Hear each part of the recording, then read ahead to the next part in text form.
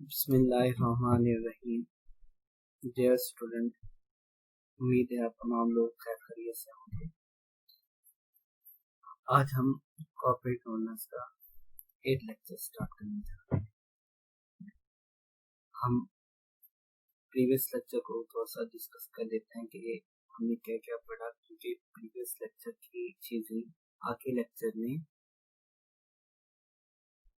उनका concept use हो रहा होता है। तो अगर हमें प्रीवियस चीज़ें अच्छी तरीके से याद होंगी या उनके बारे में हमारी कंसेप्ट क्लियर होंगे तो हमें आगे के लेक्चर के समझने में आसानी होगी। हमने प्रीवियस लेक्चर में टाइप्स ऑफ बोर्ड को डिस्कस किया था। टाइप्स ऑफ बोर्ड के अंदर मैंने आपको बताया था कि आपके दो टाइप्स हैं, क्लासिफाइड अकॉर्डिंग टू कंपोजिशन। इसमें अकॉर्डिंग टू कंपोजिशन में फिर दो मजीद टाइप्स होती हैं, एक यूनिटरी बॉन्ड होता है, एक टू टाइप बॉन्ड होता है। यूनिटरी बॉन्ड में आपके जितने भी मेंबर्स होते हैं उनको इक्वल स्टेटस होता है और वो पार्टिसिपेट करते हैं किसी भी मीटिंग के अंदर और वो आपके अहम रोल अदा करते हैं। टू टाइप बॉन्ड्स के अंदर मजीद दो इसमें हमने मजीद टाइप्स बनाई थी। एक अपर लेवल बॉन्ड में आपका सुपरवाइजरी बोर्ड होता है जिसमें नॉन एग्जीक्यूटिव डायरेक्टर्स चेयरमैन आपके शामिल होते हैं। फिर आपका लो लेवल बोर्ड होता है जिसमें आपका मैनेजमेंट बोर्ड, सीईओ और इसमें एग्जीक्यूटिव और डायरेक्टर शामिल होते हैं। फिर आपका classified accountant to tenure board के अंदर भी मजीद दो टाइप थे, एक कॉमन टेन्योर बोर्ड था और एक स्टैगर्ड बोर्ड था। कॉमन टेन्योर बोर्ड के अंदर जितने भी बोर्ड उनका सेम टेन्योर होता है और वो they are selected at the same time in the general body of meeting for the same duration and retire at the same time. Thus, if the tenure of the board is say 4 years, election are held every 4 year। ये हमारा common tenure board के बारे में था। Common tenure board के बारे में मैंने एक एग्जांपल दी थी कि जिस तरह आपकी कौमी असम्बली के अंदर हर 5 साल के बाद इलेक्शन होते हैं, लोग सिलेक्ट होकर आते हैं, सूबाई असम्बली बनती हैं। इसी तरह वो एट द सेम टाइम पर असम्बलियाँ तहलील होती हैं, ख़त्म होती हैं ताकि नए इलेक्शन हो सके। तो कॉमन टेन्योर बोर्ड की जो ड्यूरेशन होती है वो 4 साल की होती है।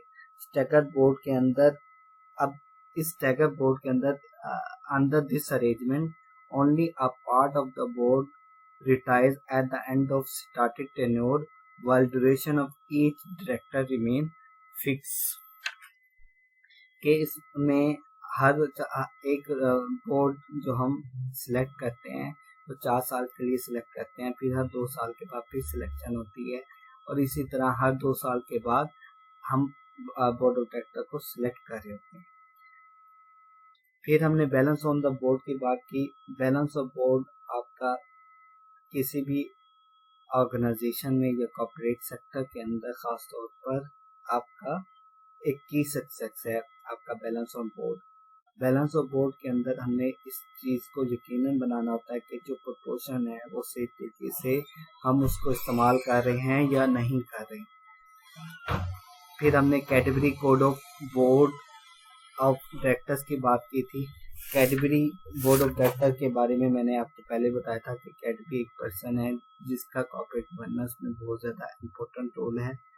इसने हमें जो पॉलिसीज वगैरह बताई हैं वो कॉर्पोरेट गवर्नेंस के अंदर इस्तेमाल होती हैं। तो category code of board of directors के अंदर 3 इम्पोर्टेंट पॉइंट हैं। एक है कंट्रोल, कि हमने जो board should meeting regularly so as to ensure that the director retain full and effective control over the company।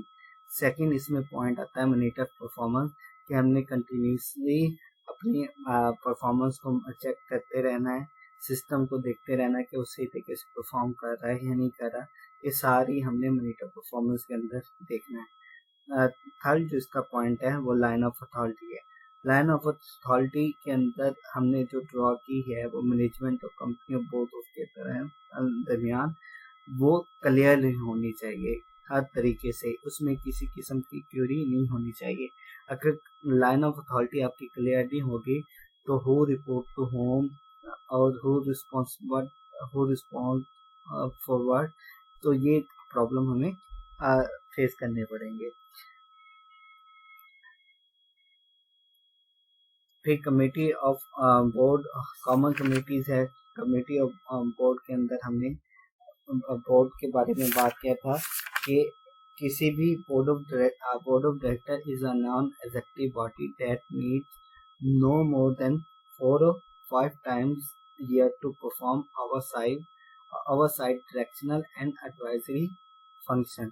इसमें फिर ऑडिट कमेटी आती है। मेंबरशिप ऑफ ऑडिट कमेटी और रिस्पॉन्सिबिलिटी ऑफ ऑडिट कमेटी के बारे में जिक्र किया था। ऑडिट कमेटी के बारे में आपके ऑर्गेनाइजेशन के लिए, कॉर्पोरेट सेक्टर के लिए ये लाजमी है कि वो ऑडिट कमेटी एक तश्कील दे एनुअल जनरल मीटिंग के थ्रू और हर हालत में कंपनी का ऑडिट करे, क्योंकि जब तक कंपनी के अंदर ऑडिट नहीं होगा, इंडिपेंडेंट ओपिनियन नहीं आएंगे, तब तक जो इन्वेस्टर है, शेयर होल्डर है, उनकी क्वेश्चन मार्क रहेगा कि कंपनी में फ्रॉड तो नहीं हो रहा।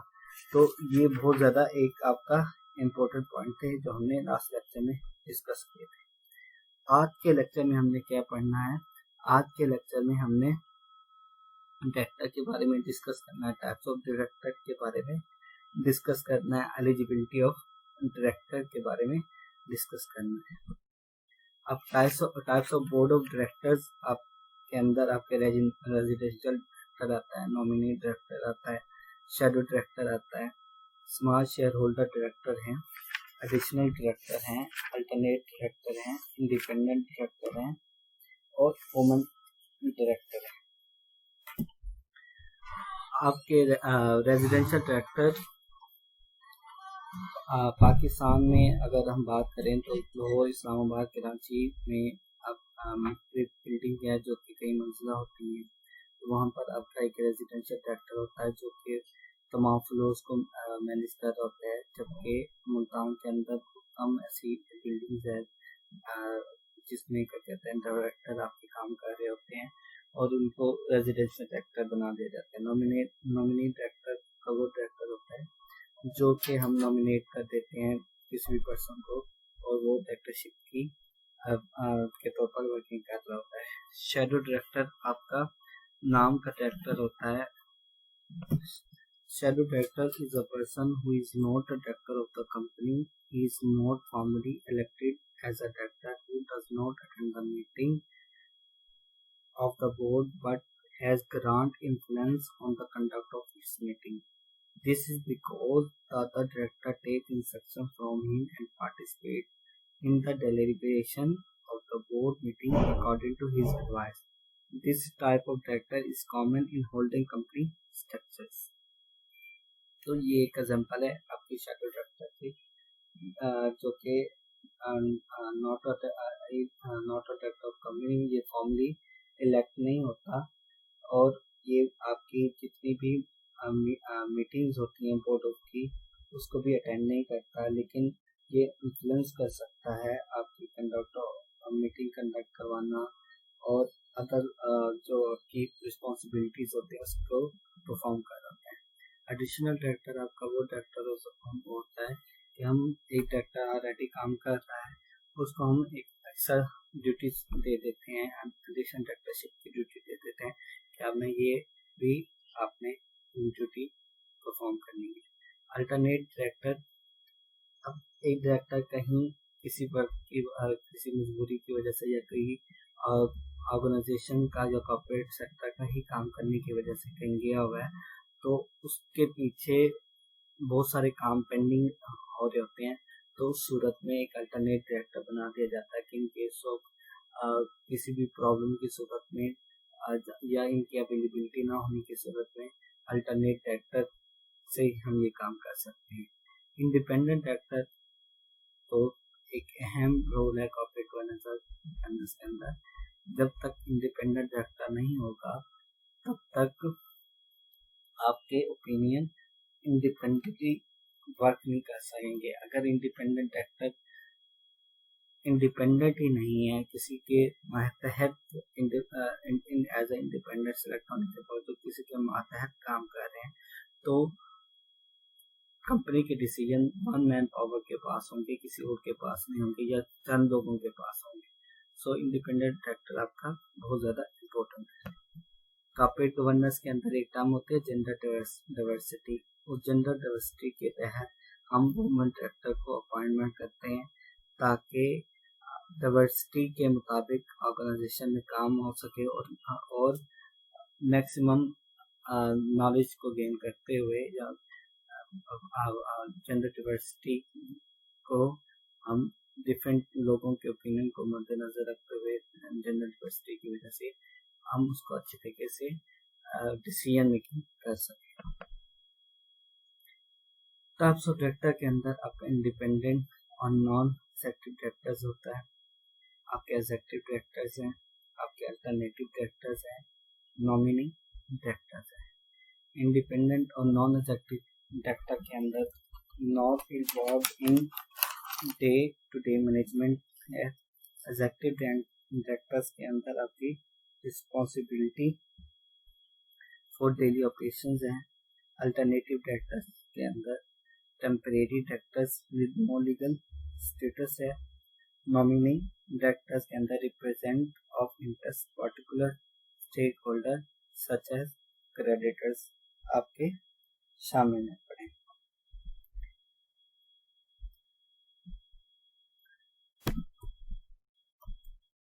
अब टाइप्स ऑफ डायरेक्टर के अंदर पहले हम एग्जेक्टिव और एंड नॉन एग्जेक्टिव डायरेक्टर्स को डिस्कस कर लेते हैं।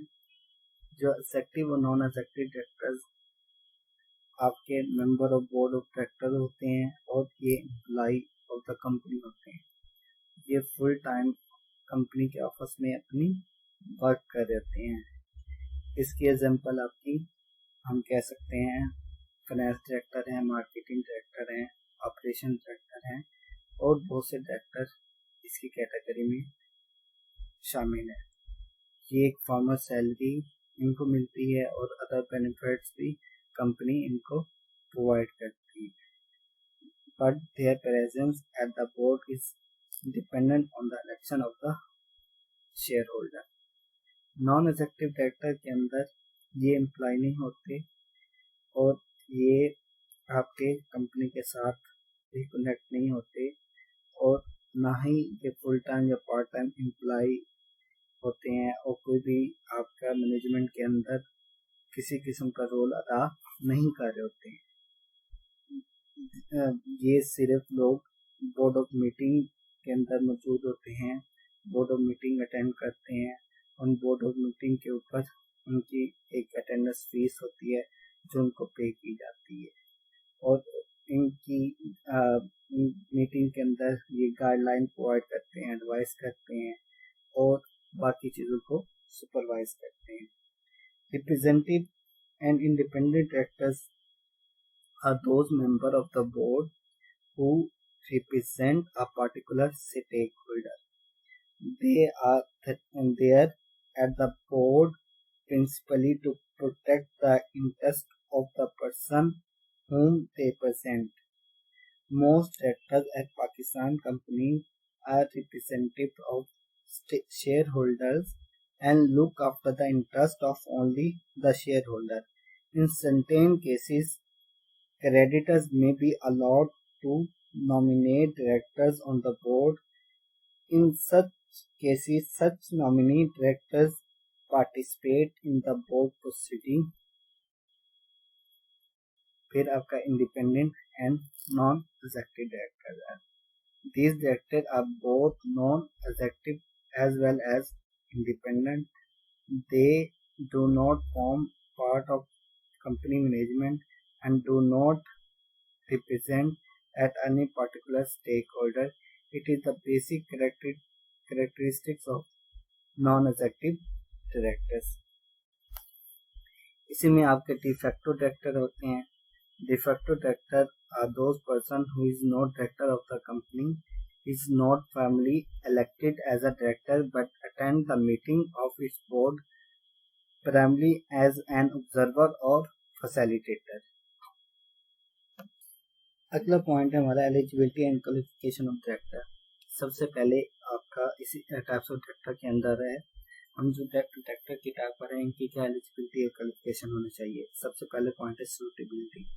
हम जिस डायरेक्टर को डायरेक्टरशिप दे रहे हैं क्या वो सूटेबल है या नहीं है, वो किस हवाले से सूटेबल है या नहीं है। इसमें आता है क्या जिस फील्ड का उसे डायरेक्टर बनाया जा रहा है या जिस स्पेसिफिक एरिया से रिलेटेड से डायरेक्टर बनाया जा रहा है क्या उससे रिलेटेड नॉलेज है या नहीं है। अगर नॉलेज नहीं है तो वो कैसे काम कर सकेगा। पाकिस्तान में जो एक तरह प्रॉब्लम फेस करनी पड़ती है कि हम फैमिली मेंबर्स को किसी की मिसेज का बोर्ड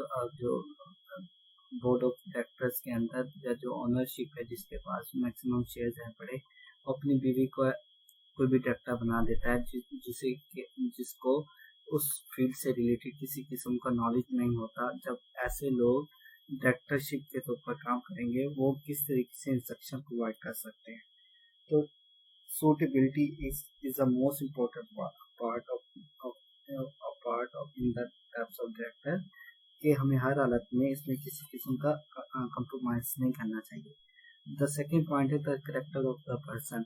अब जिस पर्सन को आप डायरेक्टरशिप दे रहे हैं उसका करेक्टर क्या है, आप खुद इस बात को अच्छी तरीके से अंडरस्टैंड करते हैं। एक पर्सन का करेक्टर ही अच्छा नहीं है और वो उसके बारे में मशहूर है कि वो चीज़ों में फ्रॉड करता है, यानी कि चीज़ों को सही तरीके से रिप्रेजेंट नहीं करता।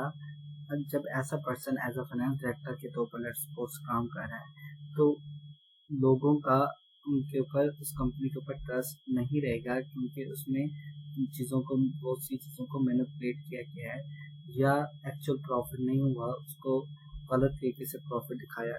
तो करेक्टर पर्सन बहुत ज़्यादा इम्पोर्टेंट होता है जिसमें स्टेक होल्डर्स का ट्रस्ट होना चाहिए, बाकी लोगों का ही ट्रस्ट होना चाहिए। The personal trait of the person. A person एक ऐसा पर्सन जो कि उसके अपनी पर्सनल ट्रेट्स होनी चाहिए, यानी कि वो झगड़ालू नहीं होना चाहिए, वो एक पोलाइट पर्सन होना चाहिए, किसी भी प्रॉब्लम को वो उसके अंदर एबिलिटीज होनी चाहिए कि वो सही तरीके से उसको मैनेज कर सके। अगर एक ऐसा पर्सन जिसका टेम्पर हर वक्त हाई रहता हो, जब वो पर्सन डायरेक्टरशिप के ऊपर काम करेगा तो बाकी जो एम्प्लॉय हैं वो अच्छी तरीके से काम नहीं कर पाएंगे। तो ये एक पर्सनैलिटी ट्रेट्स आज के दौर में बहुत इम्पोर्टेंट पॉइंट है डायरेक्टरशिप के पॉइंट ऑफ व्यू से। Willingness and ability to give and time. अब डायरेक्टर जो होते हैं उनके पास इस बात की रजामंदी लेनी चाहिए कि उन्होंने टाइम देना है। आप नाम के डायरेक्टर नहीं है, आप डायरेक्टर बन गए, आप कई दिन छुट्टियां ऑफिस से छुट्टियां कर लें, आप कई वजह से कई वर्किंग या आप जो डिसीजन है वो पेंडिंग जाते रहे। तो ये अब इस तरीके से जब एक्टिविटीज होगी तो इसका नुकसान ऑर्गेनाइजेशन या कॉर्पोरेट सेक्टर को ही उठाना पड़ेगा। तो ये मोस्ट इम्पोर्टेंट पार्ट है कि आप जितने भी डायरेक्टर हैं उनकी ये रजामंद होना चाहिए कि वो अपनी खुशी से ये डायरेक्टरशिप ले रहे हैं और डायरेक्टरशिप लेने के साथ उनकी ये रिस्पॉन्सिबिलिटी है कि उन्होंने जितने भी एक्टिविटीज हैं या जो भी रिस्पॉन्सिबिलिटीज हैं वो अपनी रिस्पॉन्सिबिलिटी को सही तरीके से परफॉर्म करना है। Sound judgement. डायरेक्टर में हार्ड वर्क काम नहीं करना होता, उसने एक साउंड जजमेंट डिसीजन मेकिंग करनी होती है अपनी रिस्पॉन्सिबिलिटी के हवाले से, अपनी डायरेक्टरशिप के हवाले से। अगर वो अपने काम के अंदर एक्सपर्टीज रखता है तो वो आसानी के साथ एक अच्छे डिसीजन दे सकता है। Skill and care duty of individual director. Skill के अंदर हर डायरेक्टर को अपनी फील्ड से रिलेटेड या अपनी डायरेक्टरशिप के हवाले से स्किल उसके अंदर होनी चाहिए और किस तरीके से उसने काम लेना है, किस तरीके से उसने चीज़ें मैनेज करनी है, ये उस डायरेक्टर की ही रिस्पॉन्सिबिलिटीज आती हैं। अब ये डायरेक्टर्स 1 की हम बात करते हैं। ये आपके जो लिस्टेड कंपनी है इसमें आपके 7 डायरेक्टर्स से कम नहीं होने चाहिए और minimum number of all directors of company के बारे में बताया गया है। Number of directorship in listed company section 155 says 7, draft code limit to 5. Director two के अंदर हमें बताता है इंडिपेंडेंट डायरेक्टर के बारे में 162 के मुताबिक for this purpose of this section and independent director meaning independent director का मतलब क्या है? A director who is not connected और does not have any other relationship whether or otherwise with the company, its associated company, subsidiary, holding company or director, and he can be reasonably perceived as being able to exercise independent business judgment without being subservient to any form of conflict of interest. अब directors को protect कैसे किया जाता है? क्या वो काम कर रहे हैं, उनकी काम है हड़ताल वगैरह, या वो कैसे इंडिपेंडेंट काम किया जाए? तो उसमें an independent non executive director shall be held liable only in respect such act of omission or commission by a listed company or a public sector company which had occurred with his knowledge attributable through board process and with his consent or convenience or where he had not acted diligently. CEO के एक हम CEO को remove करने तो उसका क्या तरीकाकार है? The board of resolution passed by not less than 3/4 of the total number of directors for the time being of the company by special resolution may remove a chief executive before the expiration of his term of office. अगर हम समझते हैं, share holder समझते हैं कि जो CEO वो सही तरीके से काम परफॉर्म नहीं कर रहा है और उसकी एक्सपायरी आने से पहले यानी कि इसके रिटायरमेंट टेन्योर से पहले वो कंपनी के बहुत ज़्यादा डिसीजन गलत देगा तो स्पेशल रेजोल्यूशन के लिए हम उसे रिमूव कर सकते हैं. पावर और रिस्पॉन्सिबिलिटी CEO की क्या है? To place all significant matter before the board, to sign the director report, to sign the financial statements. Director duties का है दो इम्पोर्टेंट हैं पहले point. Two fundamental types of director duty. To act in good faith and in a manner that the director believes to be in the interest of the company, the good faith and interest duty. To act with due care. A director must exercise the care, diligence and skill that a unable person would the duty of care. ये दो important point है. अब ये board skill matter disclosure है USA कनेडिक company का, कि वहाँ पर ये डायरेक्टर्स के बारे में हमें बताया गया कि फाइनेंस डायरेक्टर है, लीगल एक्ट गवर्नेंस के बारे में बताया गया है, HR टैलेंट डेवलपमेंट है, सी सूट एग्जीक्यूटिव है, government affairs, public policy, risk management, operation, other international strategy, board members, marketing, corporate leadership, technology, environmental, ये उनके बारे में चीज़ें बताई गई. The companies act corporate governance का जो है वो वर्क करते हैं company act 2017. But a corporate director need to know duty and of corporate director. चार इम्पोर्टेंट पॉइंट है रिस्क मैनेजमेंट के अंदर. Take necessary major to prevent, reduce and manage the tender risk to the business. Reckless trading. Duty not to cause allow or agree for a business of company to be conducted in a manner likely to cause substantial risk of serious loss to a shareholder or conductor. Good faith, skill, care and diligence. ये सारे एक important point हैं जो कि जो जितने भी corporate के अंदर डायरेक्टर है उनको इनके बारे में जानना लाजमी है. उम्मीद है आपको ये बातें समझ आ गई होंगी. अपना ख्याल रखिएगा.